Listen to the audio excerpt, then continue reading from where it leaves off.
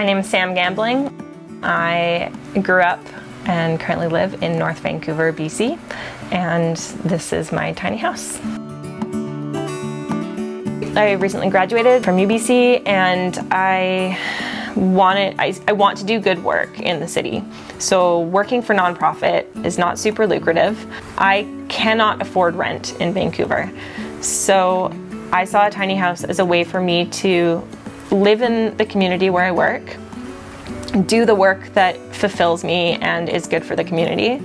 And also it aligns with my values of ecological sustainability and community building.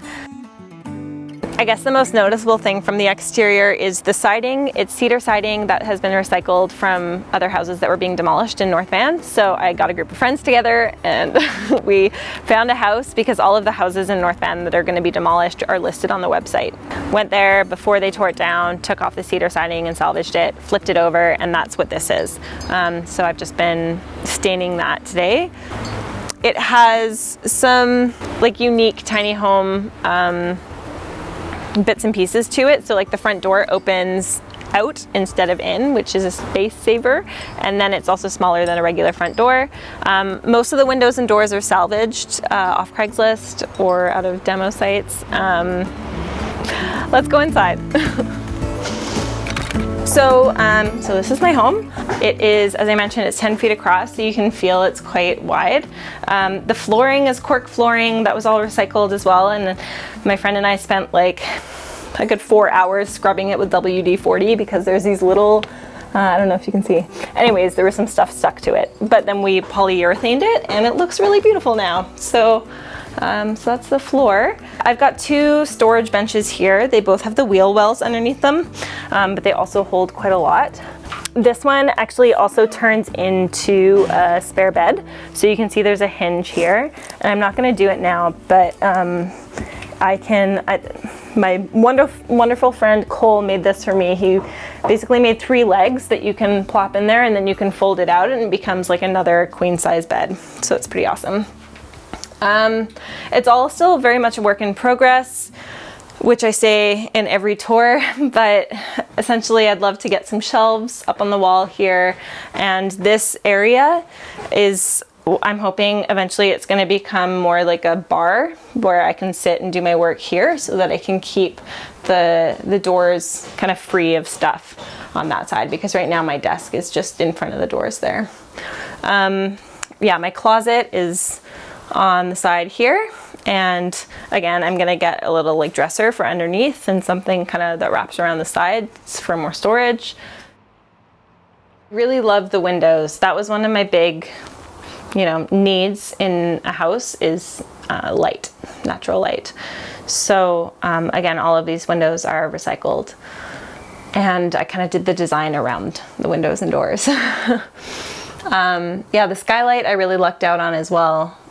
But the only thing is it's not an egress. So I don't have, besides, I have my second exit right there, but in terms of fire, I know a lot of them, the municipalities won't allow for like a sleeping loft unless you have an exit up there. So anyways, that's something just to consider for future builds. The ladder I can't say a whole lot about. It's actually not my ladder. I'm just borrowing it from a friend, from Ben, who did build this ladder though for his tiny house. So I think it was just a regular, like, I don't know what that's called. I'm gonna call it an A-frame ladder. And he cut off one of the legs. And so it fits perfectly in a loft. But ideally, again, the idea was to have a ladder actually here that I could then like put up into the ceiling so it wasn't around all the time, but I actually don't mind it. Looks kind of cool. The countertops are one of my favorite parts of my house. Firstly, they're very smooth to the touch, so everyone comes over and they're like, "Ooh, that's nice." It's a recycled maple slab from West Coast Wood Slabs. It works perfectly. The sink is one of my only new purchases. It's from IKEA. It's really big and I love it. Mini fridge off of Craigslist again, and then I got this stove, the Suburban 3-burner propane stove as a sponsorship from an RV store. And then the hood fan is from Beeline Appliances, and it's all just the basics. Like my hot water tank is under the sink here, and I don't really have any other kind of gizmos and gadgets. All the lights are LED, so they're like really low energy, which is nice.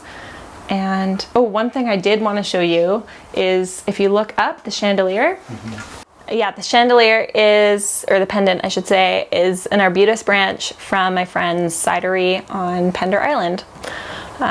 So each, you know, every little thing has a story in here, which I really love also, because I can look at something and it brings me right back, and this brings me right back to this time last year on Pender. And then these, if you notice, like the cedar siding, that was actually supposed to originally be my whole interior wall, was going to be this cedar fence board. I didn't have quite enough for it, but it makes a nice kind of accent feature. So the little knobs are from, that's just like a little feature that my dad sent me because he was doing a renovation and had these little turtle knobs, and he had exactly 7 turtle knobs, actually 6 turtle knobs and 1 frog knob.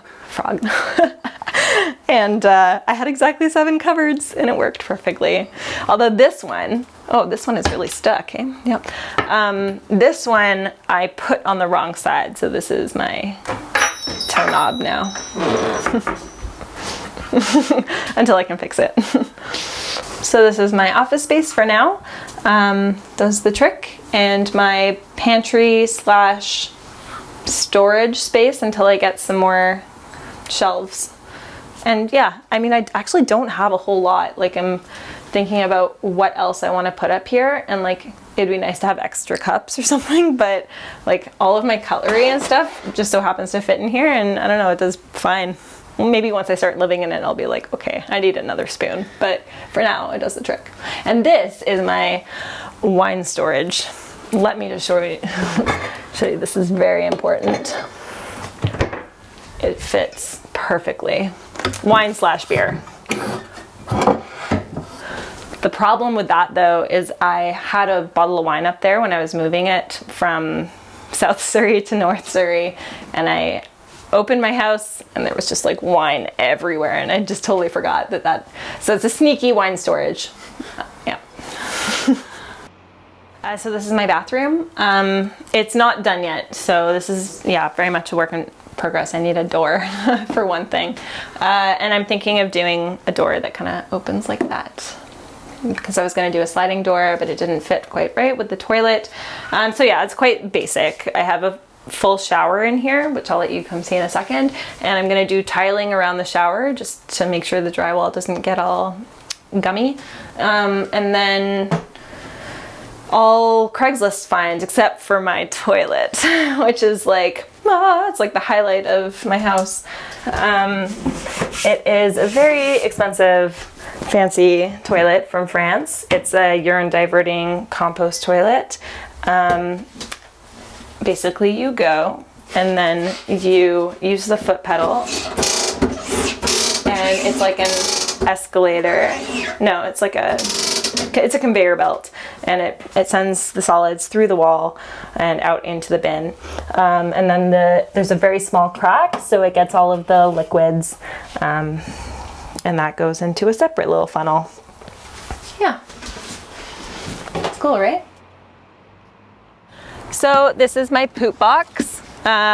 Basically my toilet is a urine diverting toilet, and so the urine comes out the bottom into a separate pipe, and then the solids go up an escalator, a poop escalator as my builders so lovingly dubbed it, and into what will be a little tub with red regular worms. So it'll start the vermiculture process, but this in itself was really tricky to make. My mom's partner made this, and I think it was more work than he was expecting, because it needs to be completely sealed, it has to be vented, and then at the front it has a fly trap because flies inevitably will get in there, and so it has like this little window that you can look through, which is also very weird. Yeah, you just open it up and there will be a tub in there. The vermiculture process breaks it down so much that you only really have to empty it like once a year, maybe once every 8 months, and then you just add it to a hot compost pile, or not ideal, but you could put it in the landfill if you have nowhere else to put it, but it essentially breaks it down into some usable soil. There's nothing in there yet. But this is the fly trap, and they get caught in here. And it's totally insulated, so in the winter it's fine. And it's sealed. And I also, because this will interfere, it's so long that it'll interfere with like the turning radius of a truck. So I have, it's also removable, and I have like a little mini box that I can attach that just protects the poop scalator when I'm moving it. Yeah.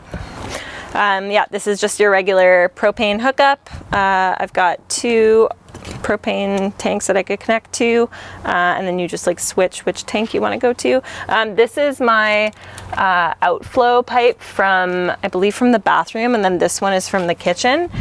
So ideally, once I finally find a place where I can park it for more than a few months, I would dig a shallow trench underground and do like a gray water filtration, either using like the Aqua to Use gray water treatment system, or just like if I can find the right place to have some sort of like basin with biochar or with other mulch or like wetlands that can naturally filter it. This is something that I should probably warn everybody against. Do not use wood filler, because you don't need it. And it does this when you're staining it. This is also stainable wood filler, and it just didn't work. So live and learn, live and learn. I've got regular gutters on the house, and this is the rainwater barrel that works. But yeah, I use that to water my garden. Poor little guy. I transplanted him yesterday, and I haven't watered him since. There you go, little squashy. Squash away. And then I have a regular, like 250 volt, it says, 240 volt. And I've got an adapter right now that goes from the 240 to the 110, and then I'm just using an extension cord at the moment because that's all I need to power my lights and my mini fridge, and I'm not using my heaters at the moment, so I don't need that. But again, ideally you would have like an RV plug or a dryer plug that you could plug into. Yeah. And this is not best practice. Don't leave that hanging.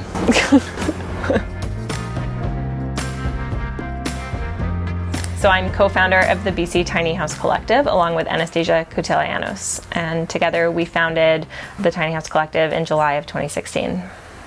So the BC Tiny House Collective is just a group, it's a community organization. I think there's probably 100 people that we work with on a regular basis or communicate with. And then there's thousands of members on our social media and on our newsletters and things like that. And the collective is, this community organization that's advocating for the legalization and legitimization of tiny houses as a viable and sustainable and affordable housing stock across BC. All of Canada is in a housing crisis right now. I mean, the number of people living on the streets of Vancouver is unprecedented. There are people who have, a full-time job and an average salary and can't afford to live here. People who I've talked with who email me regularly to say, when are tiny houses going to be legalized? Because I'm getting kicked out and there's a 0.01% vacancy rate. It's absurd. So we, see tiny houses as not the solution. Obviously, it's not going to solve the housing crisis in Vancouver. It's such a systemic issue and involves so many factors. But we see tiny houses as one opportunity to increase the diversity of housing options for people in the city, and as a means of affordable home ownership, which is just unrealistic now. What often comes up is the environmental sustainability feature of tiny homes, which I really love, and it's very obvious that you can make these ecologically sustainable homes. But tiny homes could be a way to slow down a little bit and not have to work the Monday to Friday 9 to 5 in order to survive, have some time for reflection and live a little bit more simply and within our means, and ultimately improve mental health in a way that we really need improved mental health. So thank you for watching our video and for stopping by Tiny House Expedition. I'm Alexis. And I'm Christian. Don't forget to like, comment, and subscribe. And for more tiny home tours and stories, click the videos below. And join us on Patreon for bonus content, including face-to-face conversations with us. We hope to see you there. All right. Thanks, guys. Have a good one.